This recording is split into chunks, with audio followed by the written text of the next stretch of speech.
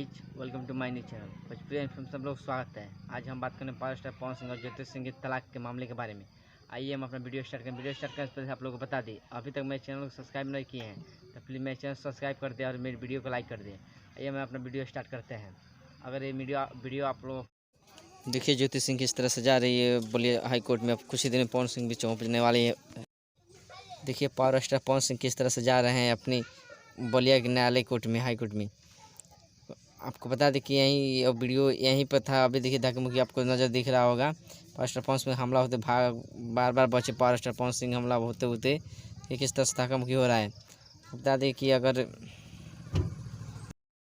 Video आप लोगों को पसंद आया हो तो प्लीज़ मेरी वीडियो को लाइक कर दीजिए। मेरे चैनल को सब्सक्राइब कर दीजिएगा। मिलते हैं नेक्स्ट वीडियो में।